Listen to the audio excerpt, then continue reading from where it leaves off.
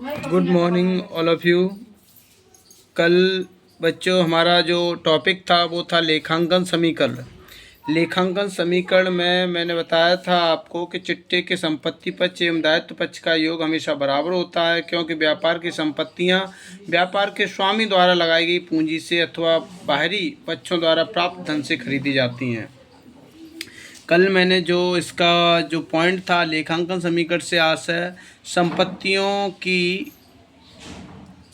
की दायित्व एवं पूंजी की समानता से है, और लेखांकन समीकरण गणितीय समीकरण और जो यह प्रदर्शित करता है कि व्यवसाय की कुल संपत्तियों का योग उसकी देयता यानी इस स्वामी की पूंजी के योग के बराबर होता है। मैंने कल आपको ये समीकरण कराया था। Assets is equal to liabilities plus capital. Assets is equal to liabilities plus capital, और इससे कैपिटल को निकालना है तो सर्वप्रथम हम असेट्स में से लायबिलिटीज घटा देंगे, और लायबिलिटीज को निकालना है तो असेट्स में से कैपिटल को हम घटा देंगे।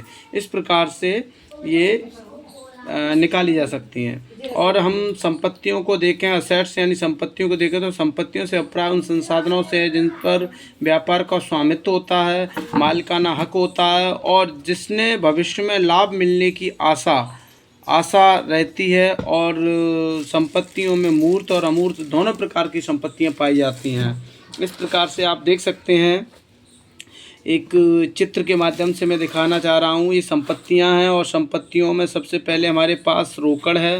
रोकड़ और ट्रेड रोकड़ इसे कहते हैं जो हमारे पास कैश के रूप में हो।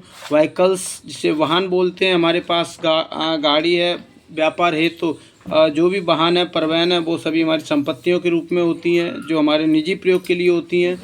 और तो स्टोर आपूर्ति का मतलब है हमारे पास स्टोर कितना है, रहतिया क्या है, हमारे पास उपकरण और उससे संबंधित उपकरण भी हो सकते हैं, कंप्यूटर वगैरह है, और बहुत सी चीज़ें हैं जो हम व्यापार में प्रयोग करते हैं।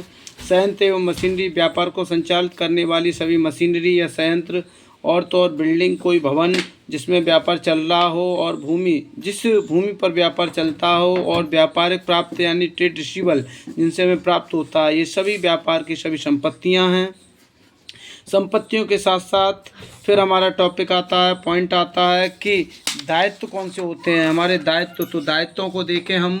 दायित्व हमारे देयताओं से उन ऋणों से होता है जो व्यवसाय के बाहरी पक्षों को भुगतान हेतु देय होते हैं, जो देने होते हैं। सामान्यतः दायित्व से अभिप्राय बाहरी दायित्व से है जिनको हमें भुगतान करना होता है, जैसे कि टैक्स पेबल, देय आयकर, और ऋण, हमें कर्जा भी देना पड़ता है, टैक्स भी देना पड़ता है, और आउटस्टैंडिंग एक्सपेंसेस जो अदत्त व्यय होते हैं जो देने बाकी होते हैं, ऐसे व्यय, तथा ट्रेड पेबल जिन व्यापारिक लेन देनों का जो हम भुगतान करते हैं उन्हें ट्रेड पेबल में कहा जाता है।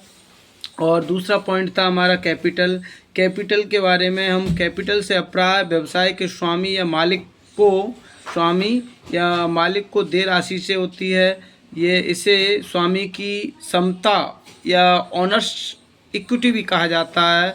व्यवसाय में लाभ आने पर पूंजी में वृद्धि होने पर पूंजी में कमी होती है। व्यवसाय में पूंजी में वृद्धि होने और पूंजी में वृद्धि भी हो सकती है और पूंजी में कमी भी हो सकती है, क्योंकि व्यापार में जैसे जैसे पूंजी का इस्तेमाल अगर हम ज़्यादा से ज़्यादा बढ़ा के करते हैं तो पूंजी में वृद्धि भी हो सकती है। लाभ को हम पूंजी में जोड़ते हैं तो पूंजी में वृद्धि भी होती है। और जैसे ही आहरण या निजी प्रयोग के लिए हम पूंजी का निवेश कर लेते हैं तो पूंजी में कमी भी होती है। इक्विटी या क्षमता में वृद्धि या कमी, इस प्रकार से मैंने आपको दर्शाया है। और इसी प्रकार आगे की जो वीडियो है, आगे आप सवाल देखेंगे वो अगले